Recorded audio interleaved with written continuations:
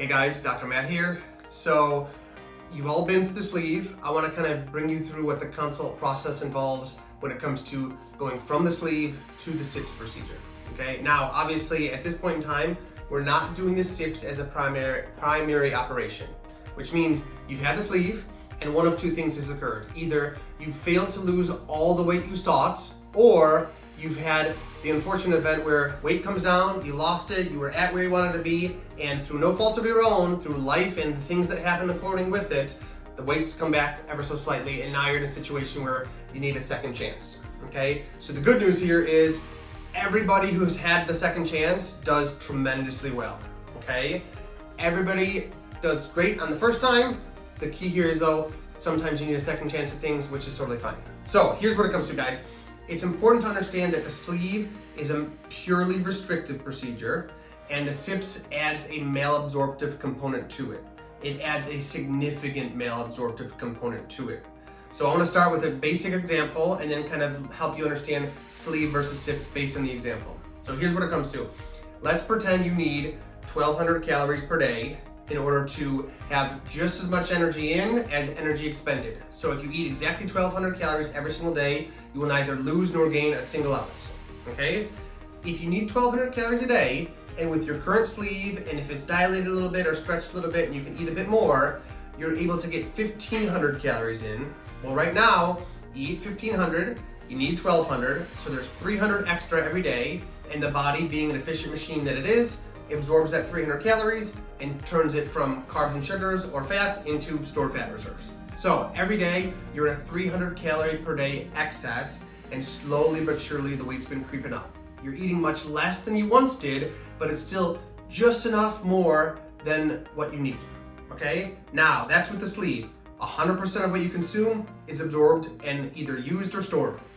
Now when it comes to the SIPS procedure, you still eat the same 1,500, but now because the sleeve is entering the intestinal stream much further along than it is typically the case, you absorb much less, which means a lot more is going out the other end, and some of it's absorbed. So to go back to the 1,200 calorie versus 1,500 calorie a day example, you still eat the 1,500, but now instead of absorbing it all and being in a caloric excess, now you eat the 1,500, half goes out the other end, half is effectively absorbed. So now you're in a situation where 750 is what you effectively see or the body sees every day. You still need the 1,200. Now, instead of being in a 300 calorie per day excess, you are in a 450 calorie per day deficit. No changes in what you're doing, no changes in what you're eating, no changes whatsoever in terms of oral intake. The difference is where the absorption starts taking place. And with the SIPS, it starts taking place much further downstream than is typical. So now you're eating the same way, but you're in a 450 calorie per day deficit, and that deficit needs to be accounted for somewhere. So now instead of adding fat to the cells with the sleeve, now you're withdrawing 450 calories from your stored fat reserves on a daily basis, and that's where the weight loss comes into play. So the reason I give you this example in sleeve versus SIPS in terms of how the weight loss comes about is I've had some patients in the past think to themselves, hey, I kind of messed up my approach with the sleeve the first time around. I kind of ate the way I shouldn't, and now I'm going to both get the SIPS and make a drastic major overhaul in my diet, which sounds good on paper, but is often a little bit too much bang for the buck when it comes to how things work out in the long run after the SIPS. The bulk of the SIPS procedure is the malabsorptive state we're gonna put you in. You don't have to go overly crazy with modifying the diet and tightening up in the diet too much, too fast at first. Now, there is obviously a caveat to this statement, which is if you're eating really, really poorly and nothing except for carbs and sugars and processed food and junk food and so forth, then yes, I fully admit that you need to tighten things up and eat a little healthier, okay? But if you're the standard patient where you're doing what you should, you're eating healthy for the most part, you're living your life, and you just need that extra little oomph to offset calories absorbed versus calories consumed, then the SIPS does the trick without much change on top of that. Remember here, guys, the sleeve, as you experienced, is a sprint. The SIPS is a marathon. I don't need you to prepare to run as fast as you can throughout the whole marathon process like you did for the sleeve. So remember here, guys, make small changes, eat healthy, focus on protein, focus on healthy fats, focus on staying hydrated. Don't make major caloric overhauls so that you're effectively absorbing 300 calories a day because you're only eating 600 calories a day. That's unnecessary, and it's something that we can address as time goes on. But at first, the overall strategy here is this, guys. Don't make much changes. Yes, eat healthy, but if you're already doing so, see how your healthy diet is affected by the surgery alone, and then, if necessary, we can make some dietary adjustments in the months subsequent the SIPS procedure, but not at first. Please, guys, keep this in mind, okay? The other thing here to keep in mind here is, of course, because we're putting you in a malabsorptive state, nutritional supplementation is of the utmost importance. With the sleeve, you can effectively eat, and as long as you're eating a generally healthy, well-balanced diet, it's hard for you to go into a vitamin or mineral deficiency.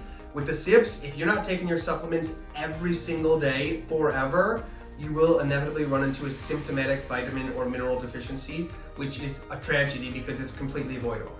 So as you know, we have checked your vitamins and your levels before surgery, and we plan on continuing to check them aggressively post-surgery at 3, 6, 9, 12 months, 18 months, 24 months, and then yearly thereafter. The reason we're so aggressive with checking your blood work post-operatively after the SIPS is to make sure that we catch any downtrends in the values before they become symptomatic.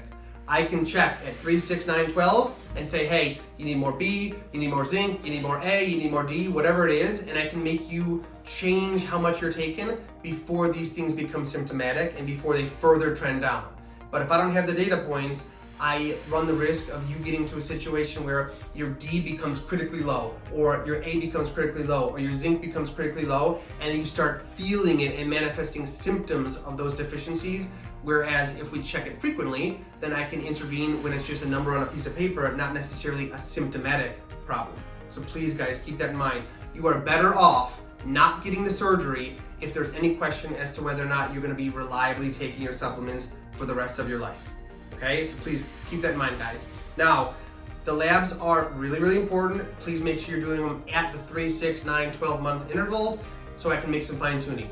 Okay, if there's any question about that, please don't hesitate to ask before you even get out here for surgery, because I do not want to ever have a patient with a symptomatic vitamin or mineral or protein malabsorption deficiency, and it's all completely avoidable based on your behavior. Okay? Other things to consider here, guys, are what's the normal post-op expectation, normal post-op course in the SIPS versus in the sleeve procedure you've already had. So the good news here is it's actually a lot easier this time around than it was likely the first time around. The nausea tends to be far worse after the sleeve is created, and you already have the sleeve. So the nausea tends to be far less this time around, and the pain should be similar as the first time around when it comes to the sleeve, and again, it's because of the laparoscopic gas. So when you wake up, I would expect some gas discomfort in the chest, shoulder, neck area, and mild nausea. We give you a Tylenol, ibuprofen, and a narcotic pain medication, and we give you Zofran in addition to a scopolamine patch behind the ear for nausea. The bulk of the patients barely need the nausea medications and might need the pain medications for 12 to 24 hours. Similar to the sleeve, gotta do a whole bunch of walking the night of surgery, drink real slow, but again, because the nausea is not the limiting factor, most patients could get 4+ ounces per hour on the day of surgery, and then bump it up even further by post-op day 1 to the point where they're getting their pre-op oral intake when it comes to hydration in by mouth within 24 hours from surgery, which is great news because you're gonna need it. Now, post-operatively, 1 week of liquids instead of 2, a week of soft stuff, and then you reintroduce regular foods by week 3. Now, expectations from a bowel movement standpoint. Oftentimes people experience constipation after the sleeve. That ain't gonna be the case after this procedure. So you don't need stool softeners, you don't need an aggressive bowel regimen, and it's in fact why we speed things along when it comes to how long we're on liquids, because if you're just doing liquids for 2 weeks, you're on the toilet constantly. So 1 week of liquids, then you can advance to softs. If the bowel movements are becoming impairing, then depending how well you're tolerating oral intake, we may move up how soon you can move to soft foods to help thicken the stools up, but that'll be on a case-by-case basis. So for the most part, it's a week of liquids, a week of softs. By week 3, you're reintroducing regular food. Now, it's really, really important to understand here, guys, the most common complaint I get post SIPS is excessive diarrhea, bloating, and foul smelling gas. At first, when you're in the liquid phase, the diarrhea is somewhat unavoidable. So you just have to be prepared for it and know that as you start to add more soft and solid foods to the diet, things will thicken up and things will improve. The other thing here to consider is if you're a month out from surgery, the small bowel and colon have not yet fully adjusted, so the frequency and the liquidity of the bowel movements is greater. And as you are months out and years out from surgery, things tend to normalize with a soft bowel movement 1 to 2 times a day, and that's just what you're stuck with for the rest of your life. Okay, it's because you're eating and far less of it gets absorbed, and therefore you have far more burden on your small intestine, your distal small bowel and your colon, and that's why you're pooping more frequently and it's not as formed. So again, that's where the weight loss comes into play. You can't put the food in and have it either not get absorbed and have it not go anywhere, so it's coming out the other end. The thing here to keep in mind, guys, is when you're 2-3 months out from surgery, you'll notice that there are certain things that make the gas, bloating, diarrhea much, much worse. It's kind of like a quasi-dumping syndrome where high carbs, high sugars, and processed foods wreak havoc on your GI tract. So whenever someone calls up and says, oh my God, I have the worst gas, bloating, diarrhea, 99% of the time, it's diet related.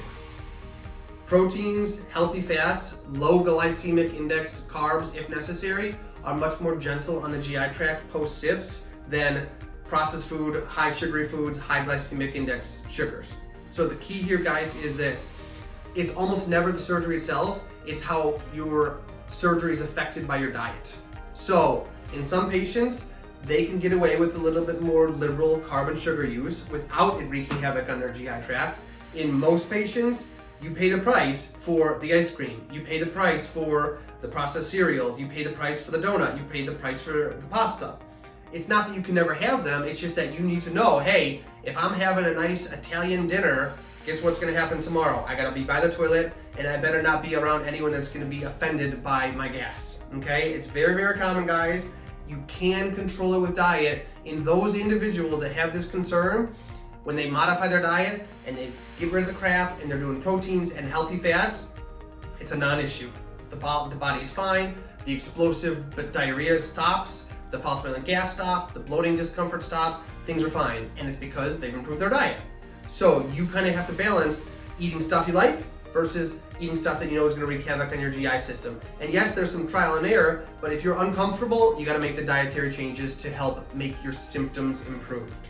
Okay, guys? There is something called Devrom, D-E-V-R-O-M, that's an internal deodorizer, and it does help neutralize some of the foul-smelling byproducts of the gas that's made as a result of the GI flora, the bacteria in your colon getting these unprocessed simple carbs and simple sugars. So again, you can use Devrom, but I would more prefer that you modify what you're putting into your system to prevent the gas from being formed in the first place, rather than rely on an internal deodorizer to neutralize it, okay?